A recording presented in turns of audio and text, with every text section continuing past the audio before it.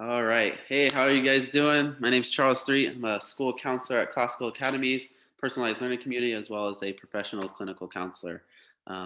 Today, we have the opportunity of speaking with some great men I know about Blackness. What is Black? I think in the world that we're living in, there's just been so many conversations and questions and feelings that come along with this topic.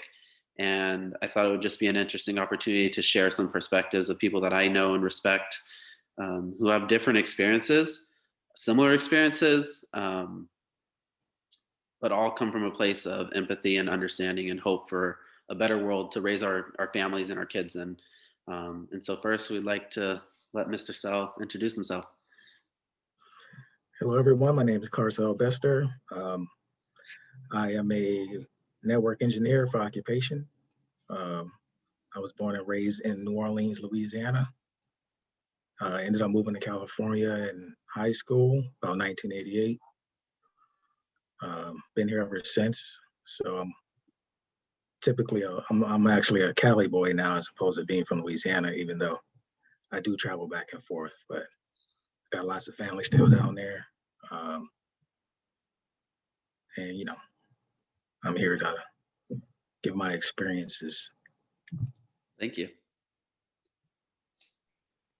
Cool, I guess I'm next. Hello, everyone. My name is Marvin Thomas. I'm actually a solution engineer for Salesforce. And I was born and raised in Southern Florida.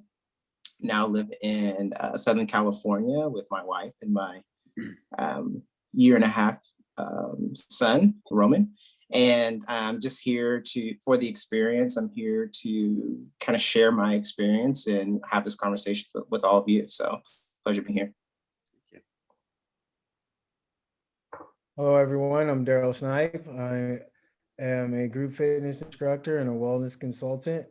I came to California by way of the United States Marine Corps. I'm a veteran, and I've been out here in California now since 2007. So that's 14 years, kind of goes by quick. And I'm originally from Charleston, South Carolina. So, kind of got both coasts in me right now. And I'm very excited to discuss, these things with you. How's it going, everybody? My name is Greg Murray. I'm a BI developer for one of the big box stores. I was born and raised in San Diego. I have a wife and two young boys who we're raising up here in Vista. So I'm excited to be here and have this conversation with everybody today. Hey everyone, my name is Darnell Briscoe, and I'm an entertainment marketing executive. I was born and raised in South Los Angeles, and I moved down to San Diego after college for about 5 years, and moved back up to Los Angeles about 5 years ago. I live up here with my wife Jamie, and we have 3 girls under 5. Girl gang. Gents, pleasure to meet you all. As you can probably tell, I'm not from the US. I was born and raised in the UK. I've been living in the United States now for the past, 13 years, initially from Manchester, England. I came to San Diego on a soccer scholarship back in 2010. Professionally wise, I'm in sales and business development. I live in downtown San Diego with my wife and stepdaughter, who's 8. Love it. Well, thank you guys. So, this conversation is for everybody. It's a conversation that I feel, as we start talking about it, may be uncomfortable, but it's through being uncomfortable that we actually grow. It's through conversation that we actually can learn to have empathy and understanding of another person. And so, one of the best ways to start is just kind of the question I get often is, what do I call you? Are you Black? Are you African American? Colored? Like, where do we start? Well, I mean, I'd say that, being here in the States, in America, I mean, we typically identify ourselves as Black, right? That's what we see on TV. That's what we've heard since we're little. Yeah. So we say we're Black. I mean, technically that's incorrect, right? But but we tend to identify ourselves as Black culture. Mm, I don't typically agree with that, but you know that goes into a whole nother subject. But once it does, it leads you to some self-searching, wondering about your history, where you're from. Um, because obviously Black is just a color in a crayon box, right? It's not necessarily a people. yeah, And Black can be used to describe a lot of melanated cultures, right? absolutely. There's some East Indian cultures who don't call themselves Black, but a lot of them are darker than us, Yeah. right? So necessarily, Black is just a term that was, from my research, started in 1681 Hmm. through classification of the races, right? Yeah. Black, white, so forth and so on. But Yeah. um, for instance, if you ask a Chinese person where they're from, they're gonna say China, right? But if I ask a Black person where they're from, you might get a whole plethora of different answers, right? Mhm. I can't go to airlines and say, can I get a airline ticket to the land of Black? I mean, where's that? So, Yeah. we need to start asking ourselves what some of these terminologies actually mean, Mm, where they come from, yeah. um, and what does it, what message does it send to society when you call yourself Black, right? Mm, great. So sorry to put you on the spot, Marvin, but do you want to share something there? I mean, I've always identified as Black. I am actually Haitian, second generation. I'm Haitian American. My parents are from Haiti. Yeah. But I've always, outside of, as soon as I moved from Florida, not that I wanted to disconnect myself from being Haitian, but I would more so identify as, hey, when somebody asks me, I would more so say that I'm Black than I'm Haitian. Yeah. And so I think it is the culture, it is kind of those labels that you see on TV, you hear other people say that, I've kind of adapted to it.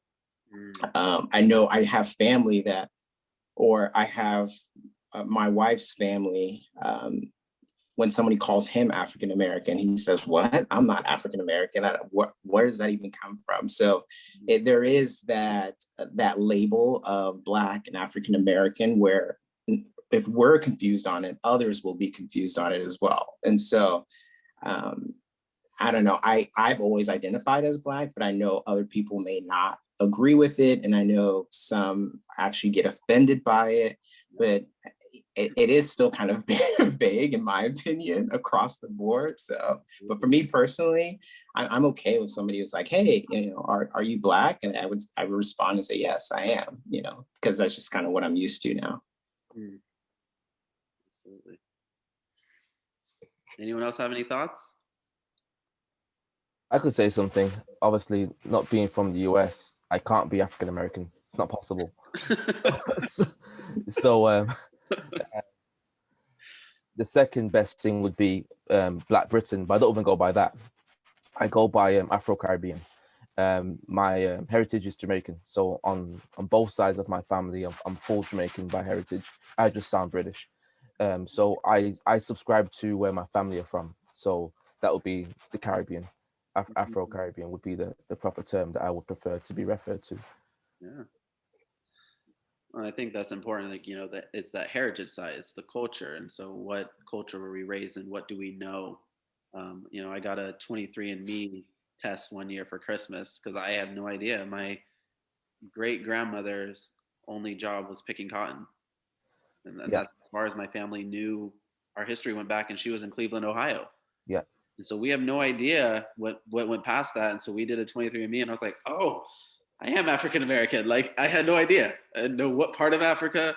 I traveled once to Casablanca in Africa, and I met this guy. His name was his Americanized name was Ziggy Ziggy. He looked like Ziggy Marley. But if we stood next to each other, we looked like we were related. And so I was like, maybe I'm related to some people in this area. Like, I had no idea, you know? So it is. I think there is a part where it's like, okay, so is it culture? Is it, what is the message that we're telling to society, and what has society told us about our culture, about how we are viewed? Um, so thank you guys for sharing. That's awesome. This is definitely a touchy subject. Sometimes people hear the N word in songs or by other Black people using it as a reference. Is that okay? Should people say it? No one wants to touch this one, huh? This is a rough one, but I mean, I was looking at that email, and I just think that, I kind of look at it as a swear word. It's kind of like the same thing as cursing to me. And some people curse, and some people decide, they want to clean up their language, and they don't curse.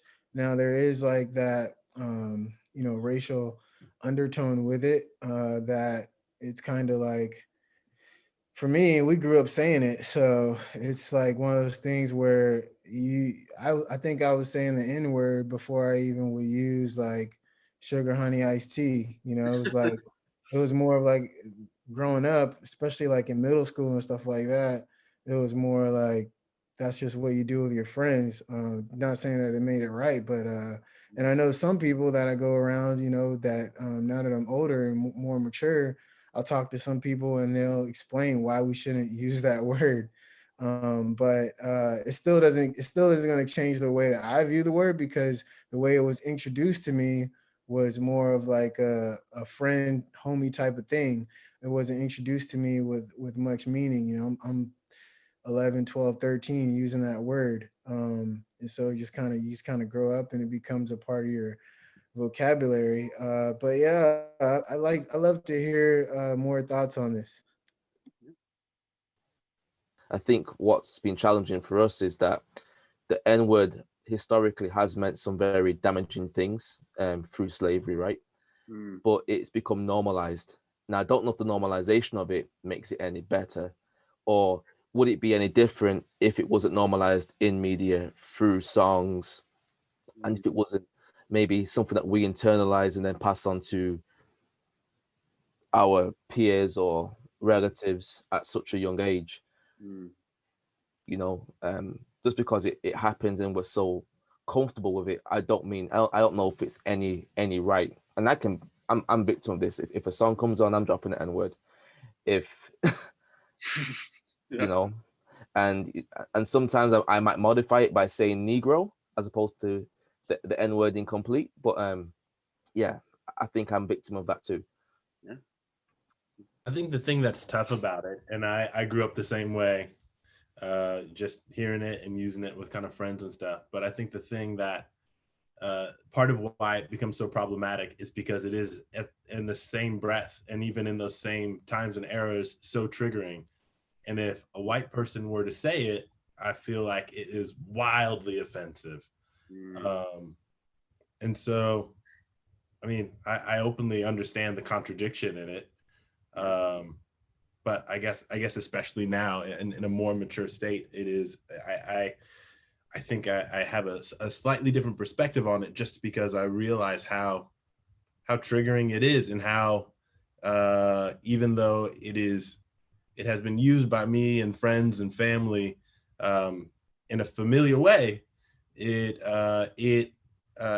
though we weren't maybe around like when it first was attributed to the ways that it was being used, it is still as hurtful today, and it still like just evokes raw emotion from people, myself included. And so I think it's super interesting to think about it kind of a little bit later, a little bit older, a little bit wiser, and just thinking about that perspective, and even I guess trying to figure out like why it's still so triggering now.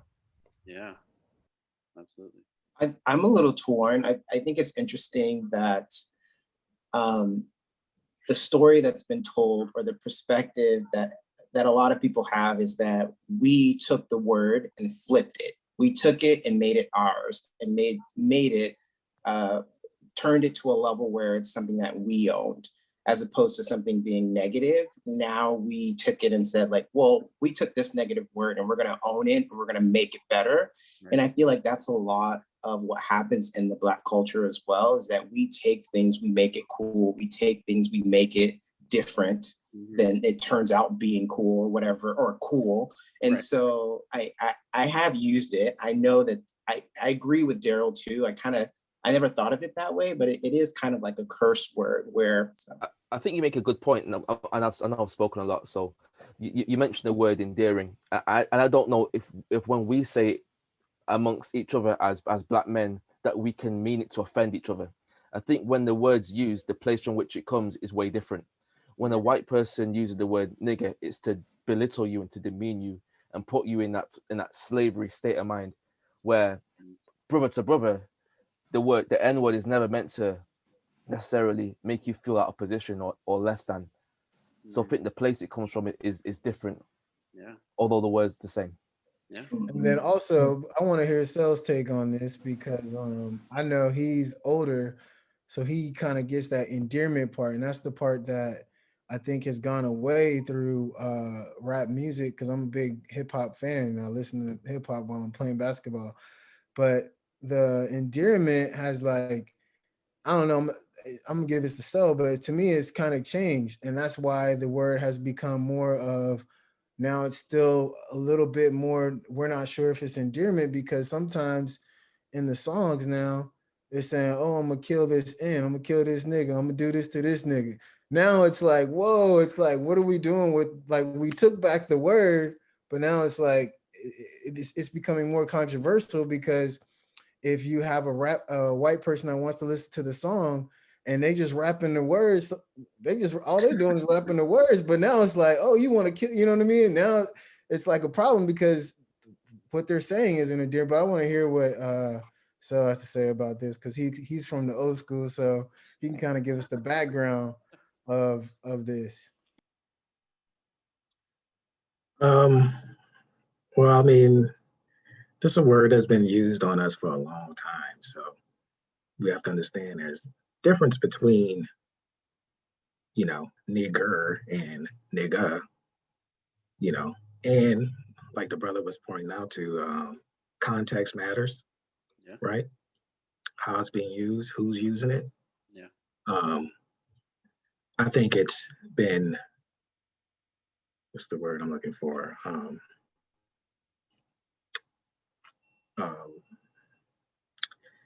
Made, like y'all was saying, made cool, but fashionable to use the word. So I was in a men's group a couple of years ago having a discussion, and a person that was younger, that wasn't of Negro descent, was using the word nigga when he was talking. Now the leader, the counselor, was a Black man, and he was like, wait, what did you say? And he was like, no, we don't use that word. And he took offense to it. But the young man that wasn't of Negro descent, that was using the word, was using it like you hear in the rap songs, because that's all. I don't know if you guys have been around a group of young kids, but all of them say it. Yeah. Black, white, Mexican. You'd be like, wait, but they all say it. You know what I'm saying? And they use it as this just universal term now. Yeah. You know what I'm saying? Because everybody listens to rap music now, right? That wasn't always the case. Like when I was growing up, you didn't hear of songs that were universal using the N word like that, right? Rap wasn't even, as global as it is now, right? So now you have generations of kids that grew up listening to rap from 1 year old. So it's okay as far as they're concerned, you feel me? whether it's right or wrong, yes, in our community, amongst our own people, yes, we do use the word sometime endearing. It's one of those words that, like the F word, depending on how you say it, like Bernie Mac said, it could mean a whole lot of things, right? You could say it one way. You could say it one way, you're mad at somebody, it's a derogatory term. You could say it another way with endearment, it's somebody you ain't seen in a long time. You feel me? That's true. This is what perplexes people that are not of our background. They get confused. They don't understand. Well, you said, well, yeah, well, some stuff just needs to be left to the Black community and just leave it out. Y'all just leave it alone. I mean, but as far as interracially, no. They just need to leave that word alone because it's too controversial. And especially older generation men of color, they're gonna feel some type of way about it based on what our ancestors have been through. Yeah. People like to say that it's been so long, that was a long time ago. Really, we only like one, maybe two generations from slavery. You feel me? My grandmother, what I'm saying, worked for white people, calling a little girl miss and all that kind of stuff. You feel me? Yeah. And in the Black community, your grandma don't call no little girl miss. Yeah. You know what I'm saying? So, it's not that long far from, it's something that we probably need to address, whether it's good or bad, but I do believe that context matters. Yeah. And the word is basically a Latin word that just means Black, right? Right. That's what it comes from. Yeah. And this has been going on for thousands of years, actually. So it's not nothing new, really. Yeah, absolutely. Thank you, guys. We have a lot of junior hires looking up Bernie Mac. Oh man. This is an interesting one. I've had this one said to me a lot. Well, you don't sound Black. You don't act Black. You're, there's the whole, you're an Oreo. Anyone else have those experiences? All the time. My whole life.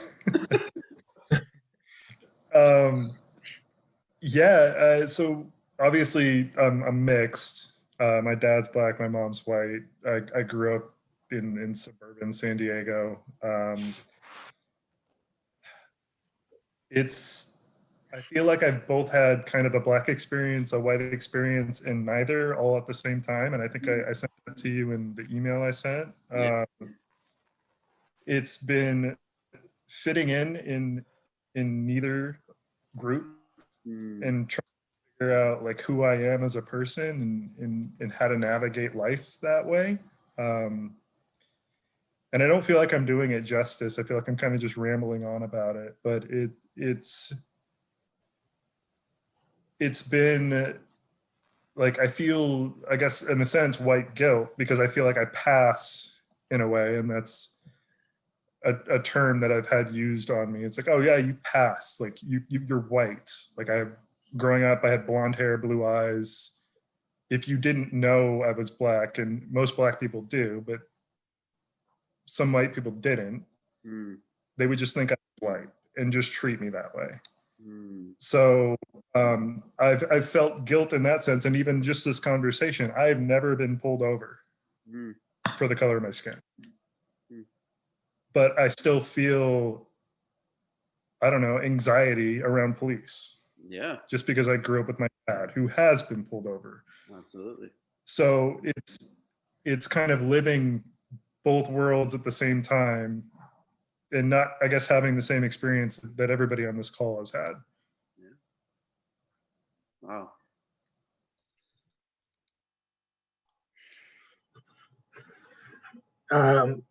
So my first wife was mixed. She was, her father was Black and her mom was, I guess you would call white Spanish from Spain. So I guess they consider European. So,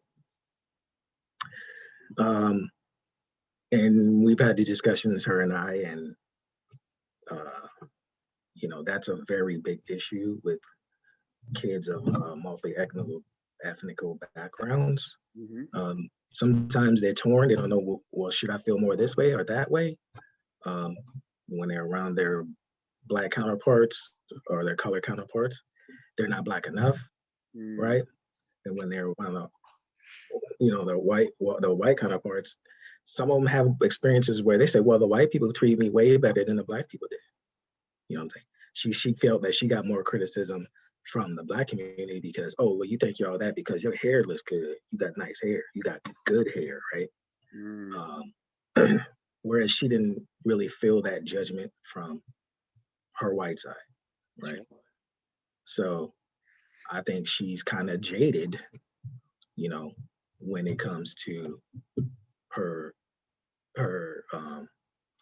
African American Black side, because she gets offended when people ask her, well, what are you? Why does it matter? I don't have to pick one or the other. Why can't I just say white? Why I have to say Black? You know what I'm saying? Yeah. So, everybody's experience is different. Yeah. Even on the other side, I have my sister who's Japanese and Black, right? We have the same father. I mean, she act Black, right? Whatever that is, you know what I mean? Right. But then she speaks Pidgin because she grew up in Hawaii. So I mean, so she could blend in. She could switch. She speaks Spanish. I mean, she's like a chameleon. So she's adapted. You know what I mean? So everybody's experience is different. But she considers herself a Black woman. You know what I'm saying? Yeah. So, yeah. Code switching is a big thing. I grew up in the area I grew up in South LA. It was primarily mixed of 3 different races: Black, Hispanic, and Japanese. It's kind of like the Gardena area. Okay. And down at home versus like when I'm at school versus when I'm at church, it's certainly, I mean, I think my parents, maybe out of preservation, maybe out of just I think expectation around wanting me to be given a fair chance. They always they encouraged me to speak more proper, I suppose, at school, or to be be polite, speak politely, especially to older people, and especially around white people, and especially around police. But at home, it maybe felt a bit more laid back. It's interesting. Like I tried to equate it as I was talking about code switching, and code switching is really this idea that kind of your dialect can change depending on who you're talking with, who you're speaking with. In college, I was having a conversation and I was explaining to someone like, okay, you're from Texas, and when you go home and you're around your family, does your drawl come back? Like that's kind of what it's like. And it's not that you're 2 different people, but when you're around a certain group that talks a certain way and has a certain rhythm, you may consciously or subconsciously, unconsciously rather, speak a certain way. But it's interesting how that code switching, or the ability to do that, can get equated with being too Black or being too white, or acting a certain way. I think I've struggled with the whole idea that you're acting white. And one of the challenges I've had is that because of how I sound, people don't commonly associate British people with Black faces. So that's one of the challenges that I've had in America. And I think that it exacerbates this whole idea of white supremacy, as if they set the standard for intelligence. And I think virtue of history, because Black people couldn't read, weren't allowed to read through slavery, then they have their own broken language, right? Does that mean it's any less developed? No, it's still a form of communication. It's just that the dominant society doesn't understand it. So if you speak in Ebonics, in my mind, that's a relevant language, the same way patois would be in Jamaica, or Creole would be in Haiti, or Pidgin would be in Hawaii. These are all still forms of communication. It's just that we've not been in a position to educate the dominant society about our culture. We know theirs, but the challenge is that they don't know ours, and that's why we have white supremacy, because theirs is the dominant. Wow. That was, I mean, I don't know what to say after that.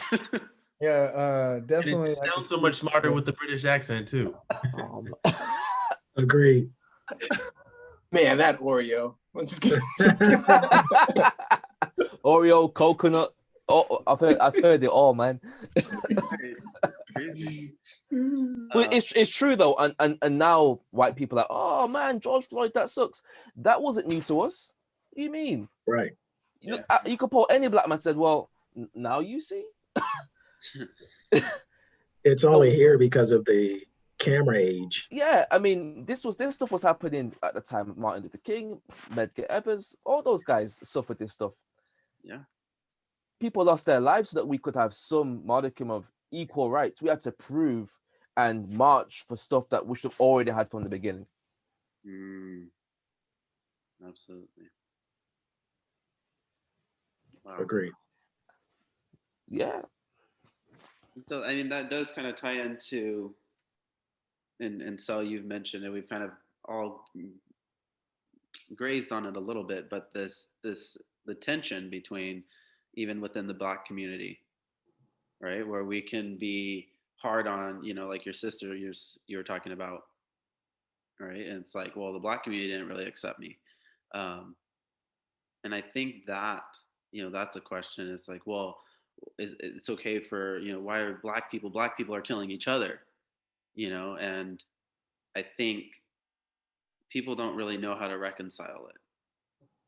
People don't know how to like rationalize. Well, it doesn't make sense because of black people are just killing black people anyways.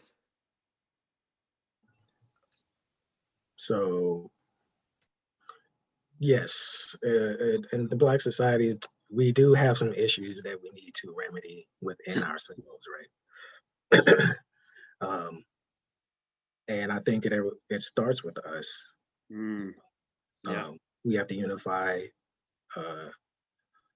stop measuring someone's blackness, right? And come together with ourselves, within ourselves, and respect ourselves in order to ask somebody else to respect us, right? So like you said, they're gonna say, oh, well, you guys are just killing yourselves. Well, true. And we can get into the systematic things and stuff that gets into all that kind of stuff, but right. It starts with awareness, understanding that yes, we have been systematically oppressed. Yes, it has caused tensions within our own culture, within our own communities, and we need to recognize that and try to build within ourselves and heal our own communities, and then we'll have more success when asking people outside of our community to respect us and treat us as human beings, right? Absolutely. So you make a good point about the systematic injustices in our community, and I honestly think that black and black crime isn't a black and black issue. I think black and black crime is a result of an engineered system that white people have forced us into. So if you put the white people or Japanese people or Indian people in the same conditions, you can have Indian and Indian crime, you can have white and white crime, you can have Japanese and Japanese crime. So because we didn't build the system, we can't be the ones to fix it. That's not our responsibility. We need people who are willing to make changes on our behalf. Honestly, like Dr. King said, how can you tell a man to pull himself up by the bootstraps when he has no boots? We don't have no boots. We can't even be racist. We have no economic or political power. We had to get invited into the system. We had to ask to be part of the conversation. The conversation is not in our conversation. Yeah. This is a white man's conversation. So he has to be willing to fix the problem. We didn't make this thing happen. This is so the solution. The solution can't exist inside the problem. The Mm. solution always exists outside the problem. We didn't start the problem, so we ain't the solution.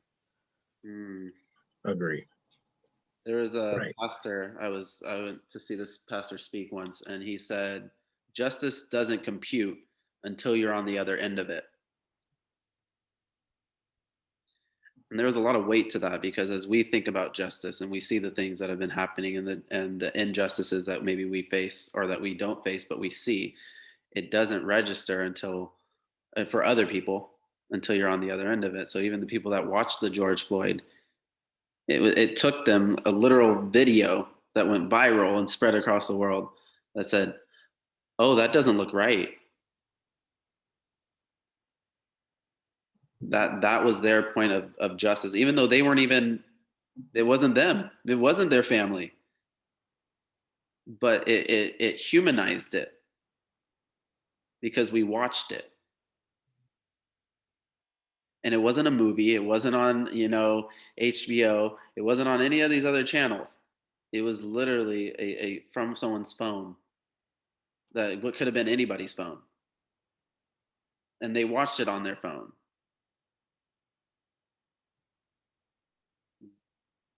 That feeling, that empathy, that is where the change happens. It's the realness, it's there's so much more weight to it. And so I love what everyone's saying. I love that we are able to have this conversation, as we progress, as we go forward. And even in this conversation, did we have answers, like the specific answers? No, because there's not necessarily a right answer in this. We're all still figuring this out. The 7 Black men trying to, discover what it means to be us. I didn't want to walk in the room and be distinguished as Charles the Black guy. Everyone knows me because I wear bow ties, but I still walk in a room and it's like, Charles the Black guy. Why wouldn't it be Charles the guy that wears bow ties? I feel like if anybody knows me, they know I wear bow ties. Why am I still distinguished by my color? Why can't it be Charles the smart guy? Maybe I'm not that smart. Charles the funny guy? Maybe I'm not that funny, right? But at least bow tie, I know that everybody knows I wear a bow tie.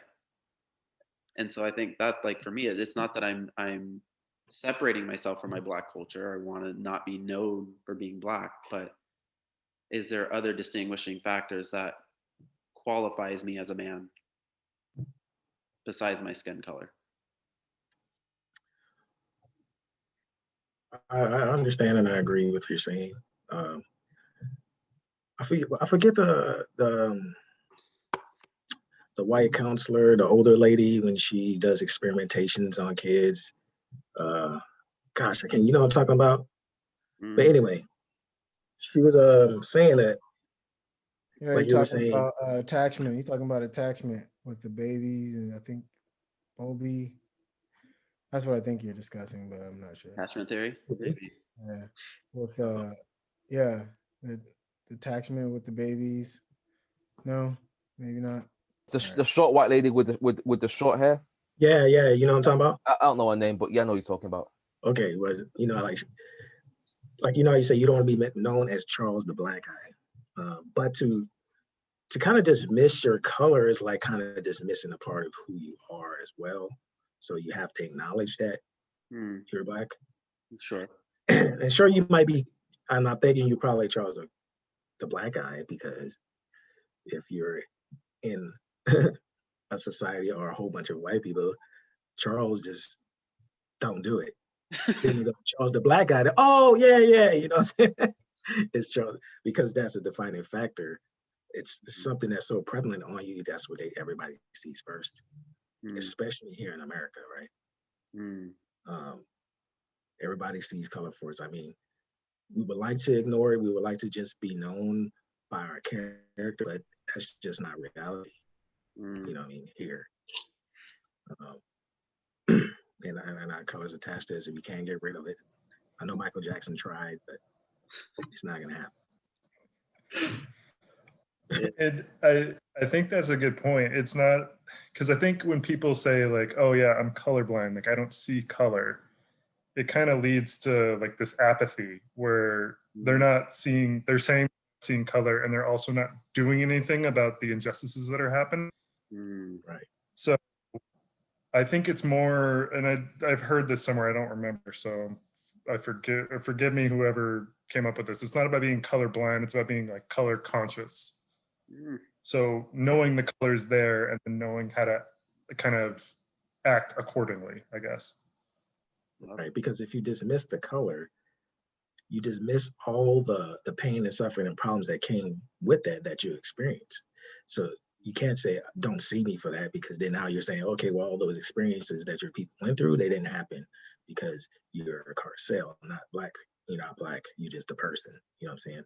And then now we don't address the trauma, right, that our people experience currently for the traumatization that our ancestors been through, because we're still suffering from those things today, right?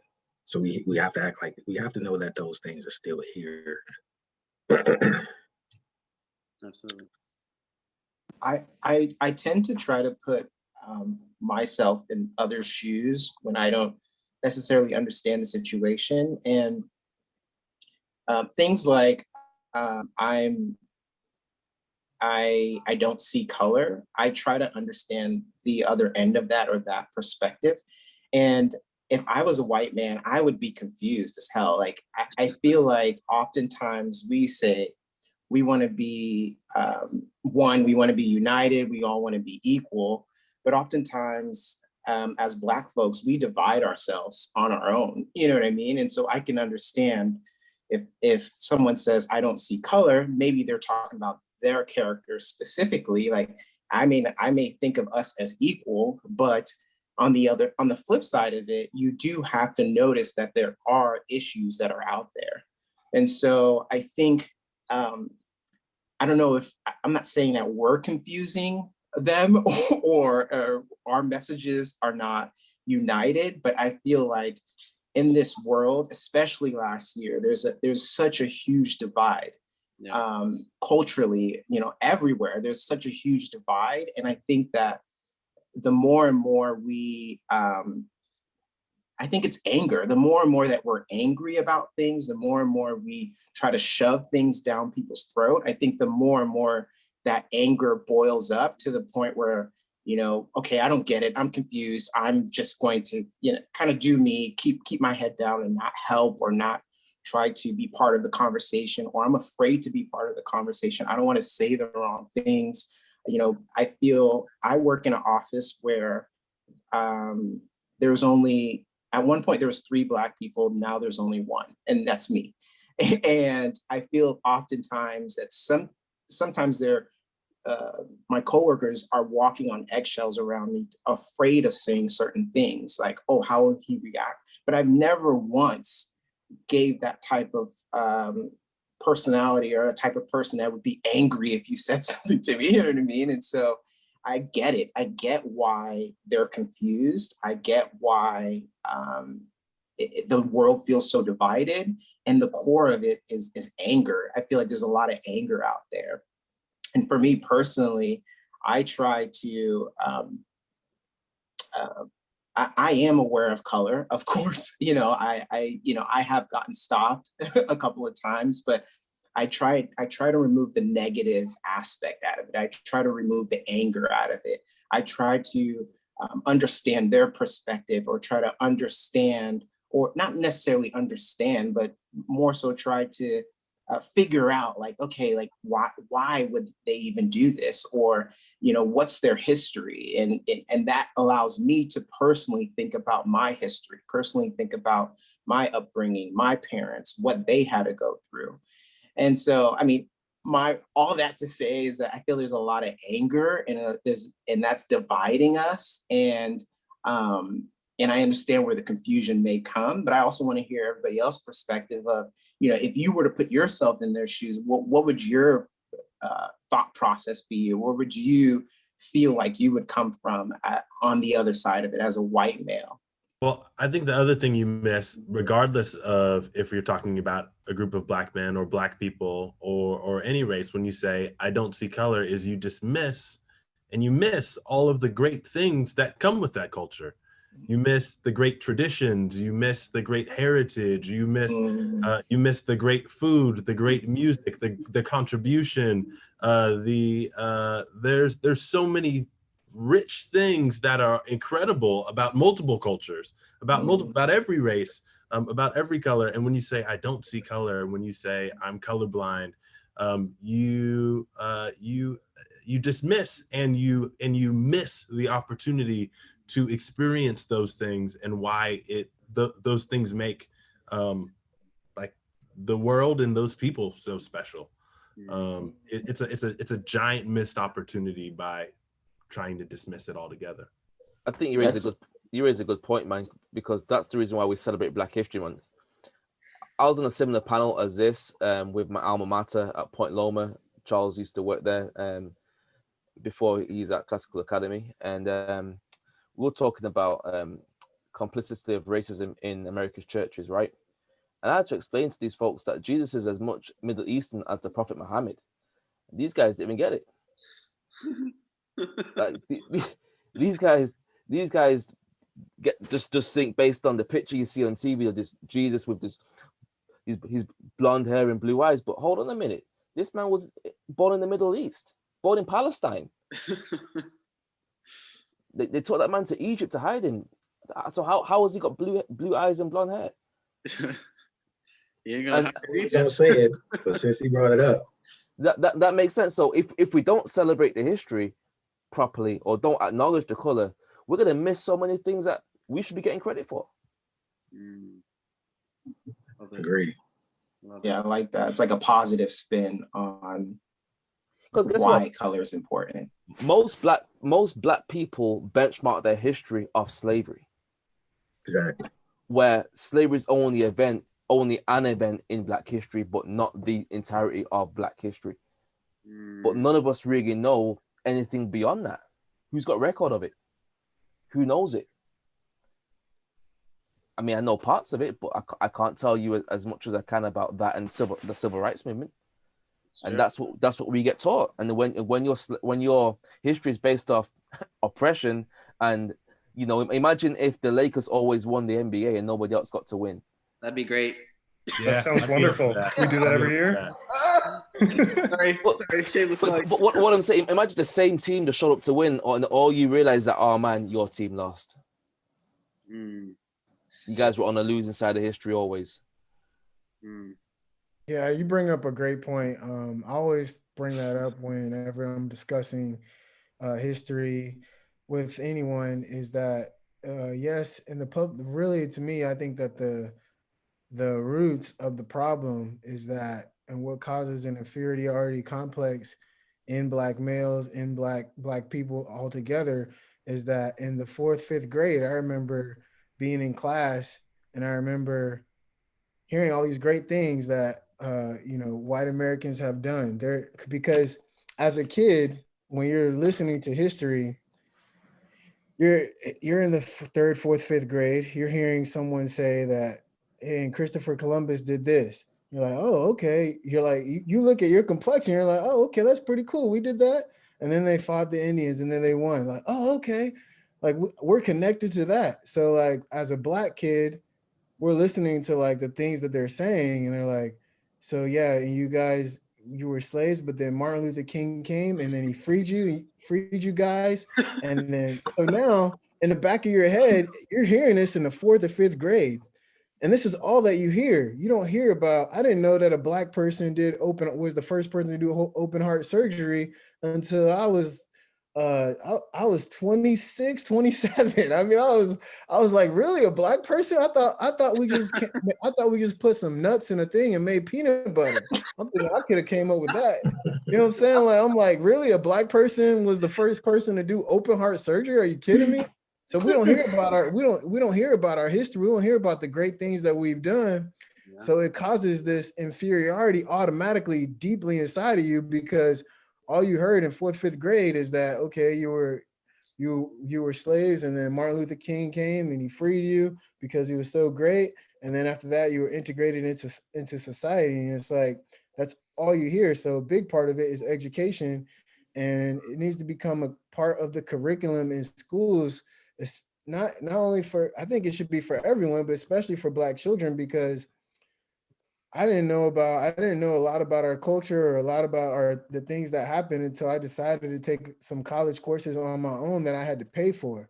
You see what I'm saying? Like, whereas I'm hearing about slavery and all of that, that's through the tax dollars. Those are the things that you're feeding me through tax dollars that we're paying. And it's like, like that causes a deep-seated inferiority if you don't go out and do your own education. And that's why it's also important, like Charles was saying, to do education in your own home with your children, especially as Black families. But in the bigger picture, there should be a push to try to get some type of education for Black kids in America to understand a little bit more, so they can have a little bit more pride about their culture and not have to feel inferior, because they gave me inferiority complex hearing that in the fourth grade, fifth grade.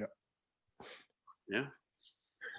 You know what's beautiful about this situation is it's not rooted from anger. It's rooted from, us wanting to come together as a group and out of love and joy and wanting to kind of share our insights, coming on a positive perspective. I think that's where the change starts, is when you have groups like this, not because we're angry of everything that's happened, but more so we want to educate. We want to be able to share this with others.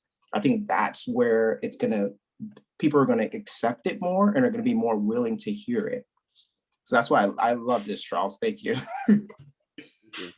Well, and so I guess, as we're wrapping up and coming to a close, what is something that you guys would want someone to know about you as a man, or as a Black man, as a person of color, about being Black, about your culture? Like, what's a takeaway that you guys would share? You can think about it if you want. I've got one. When I think about the amount of education I've had to do to get to where I am, just in my career, undergrad, master's degree, and I feel like I need more. There's one thing I would say to anybody who was having reservations about putting a Black person in position: they're capable. Mm. They can do it. We don't have any Black CEOs in the UK on our stock market, FTSE 100. We've got 4 out of 500 on the S&P 500. So out of the 500 biggest companies in the USA, only 4 of them are Black CEOs. That's very, very slim pickings, under 1%. I'll just say that, hey, we're more than athletes. We're more than entertainers. We're more than just keeping you entertained. Yeah, we're capable, and we can be a part of those conversations too. I love that.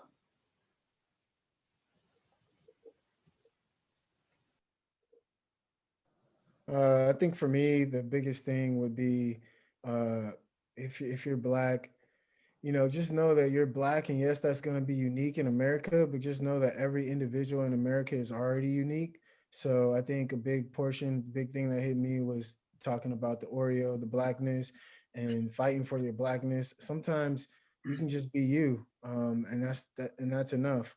So even though the Black culture, there are stereotypes, you don't have to live up to those stereotypes. You can always just be you. You can it's definitely okay if you want to talk proper. One of the things, like, I didn't get to share this, but when I was growing up, I grew up in a suburban area, but a lot of my family was from the urban areas, because my mom, she just happened to have a great job, and I'd always try to fit in. And now that I'm a lot older, I know that I don't have to fit in. I could be like the person that I am, and that's good enough.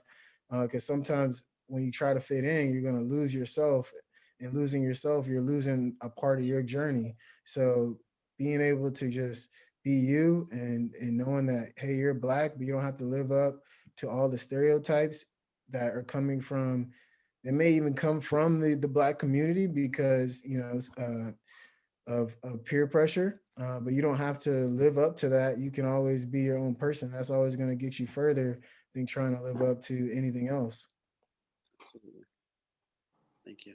I'm part of an advertising community called Ad Color, and it's not just for African American people, but and it's not even just for people of color, but it primarily is there to provide resources and support and mentoring for people of color. And I love their slogan or their mantra, which is to rise up and reach back, and that's been really important to make sure that not only as you get opportunities in whatever position you are, whether you're Black or not, to also make sure you're reaching back and providing opportunities for others, especially those that might not have as clear of a pathway or opportunity.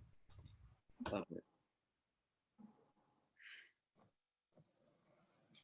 Yeah, I guess to kind of piggyback on Daryl's point, I think you can let your ethnicity or your heritage inform who you are, but you should never let it define you completely.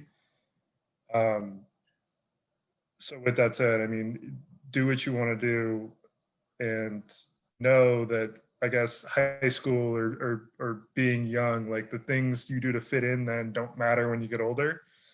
Like they don't matter at all. So True. honestly, just be who you are and enjoy the things that you want to do, and just, I guess, follow your passions in that way, and don't let your ethnicity, white, Black, whatever, define who you are.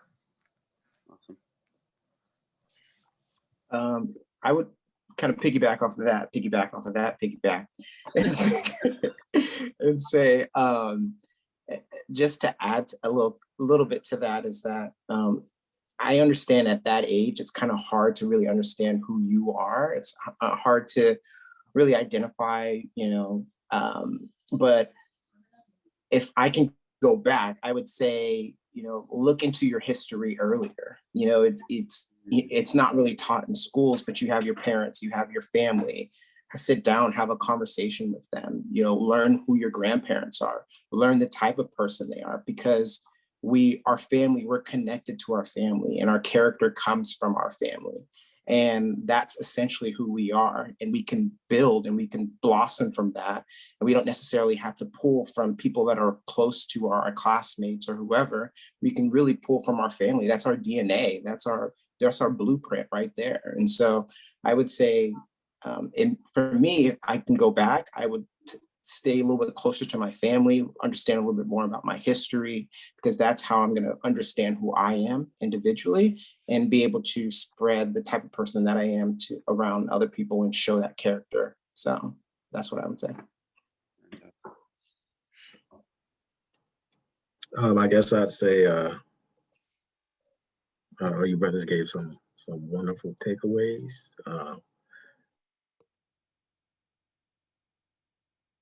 My takeaway is, us as Blacks, we need to support each other, to no matter how Black or non-Black, or stop defining ourselves by how much Blackness we have. But it's hard enough being Black already. We don't need to make it even tougher within our own communities. And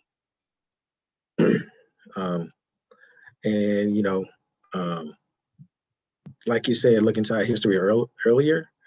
And also, if you still have older people in your family, have some conversations with them. You'd be surprised the gems they'll pass on to you. I've made it a point to pass on some history to my children once I learned as I got older. And let them know that our history does start before slavery. And we do come from some great backgrounds. And if you haven't already, I would challenge all of us to look into your history beyond beyond slavery, like, you know what I mean?